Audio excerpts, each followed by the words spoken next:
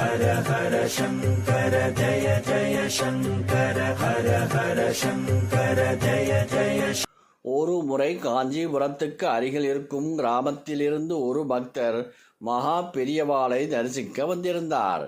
அந்த பக்தர் எந்த ஊரிலிருந்து வந்திருக்கிறார் என்பதை விசாரித்து தெரிந்து கொண்ட மகா பெரியவா, உன்னோட ஊர்ல ராம பிள்ளையார் கோவில்ங்கிற பேர்ல ஒரு பிள்ளையார் கோவில் இருக்கோன்னோ என்று கேட்டார்.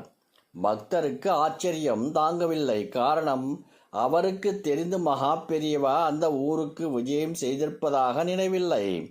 ஆச்சரியம் அடங்காமலே, ஆமாம் பெரியவா, நீங்க சொல்றா போல ராம பிள்ளையார் கோவில்ங்கிற பேர்ல ஒரு பிள்ளையார் கோவில் இருக்கு என்று சொன்னார். அந்த கோவில் பிள்ளையாருக்கு ஏன் ராம பிள்ளையார் பேர் வந்தது நோக்கு தெரியுமோ? மகானின் அடுத்த கேள்வி. பெரியவாளே சொல்லட்டும் என்று அந்த பக்தர் அமைதியாக இருந்தார். பெரியவாளே தொடர்ந்து, சரி, உன்னோட ஊர்ல துக்கிரிப்பாட்டிங்கிற பேர்ல ஒரு பாட்டி இருந்தது நோக்கு தெரியுமோ என்று அடுத்த கேள்வியும் கேட்டார். அந்த பக்தர், அப்படி ஒரு பாட்டி இருந்ததா கேள்வி என்றார். உன்னோட ஊர்ல இருக்கிற பிள்ளையார் கோவில்ல தான் அப்பெல்லாம் ராமநாம பாராயணம் நடக்கும். அதனால தான் அந்த பிள்ளையாருக்கு ராம பிள்ளையாருங்கிற பேர் வழக்கத்திலே வந்துடுத்து. இப்போ துக்கிரிப்பாட்டியை பற்றி சொல்றேன் கேட்டுக்கோ என்ற பெரியவா தொடர்ந்து துக்கிரிப்பாட்டியை பற்றி சொல்ல தொடங்கினார். உன்னோட ஊர்ல ஒரு பாட்டி இருந்தா. அவளோட சின்ன வயசுலேயே புருஷன் காலாகதியாகி விட்டதால ஊரெல்லாம் அவளை துக்ரி துக்ரி என்று ஏசியது.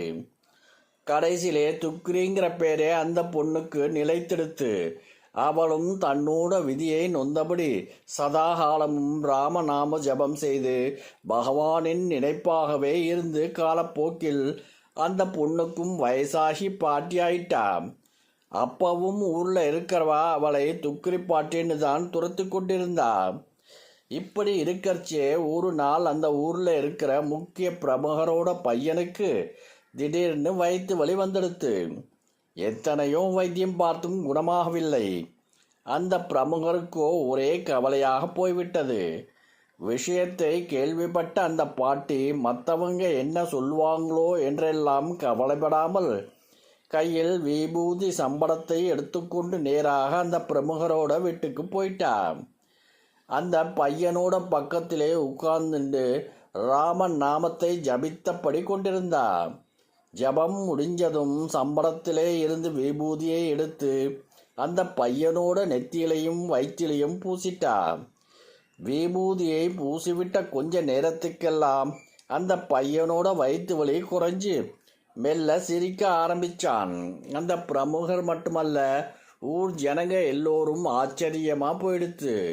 ராம நாமம் ஜபிக்கும் இந்த பாட்டியை போய் துக்கிரி பாட்டி என்று சொல்லிவிட்டோமே என்று எல்லோரும் வருத்தப்பட்டார்கள். அப்புறம் ஊர்ல இருக்கிற அத்தனை பேரும் அந்த பாட்டியை தாங்குன்னு தாங்கினாங்க. புருஷங்காரன் போனதுக்கப்புறம் மனசை அலைபாய விடாமல் ராம நாமத்தை ஜபம் செய்து கொண்டு இருந்ததுனால தான் பிரமுகர் பையனோட விபூதியை சொஸ்தப்படுத்தவும் அதனால ஊர் மக்களோட மதிப்பையும் அன்பையும் பெற முடிஞ்சது. நீயும் தொடர்ந்து ராமநாமத்தை ஜபம் பண்ணிட்டே இரு என்று சொல்லி ஆசீர்வதித்து பிரசாதம் கொடுத்து அனுப்பினார். ஹர ஹர சங்கர ஜய ஜய சங்கர ஹர ஹர சங்கர ஜய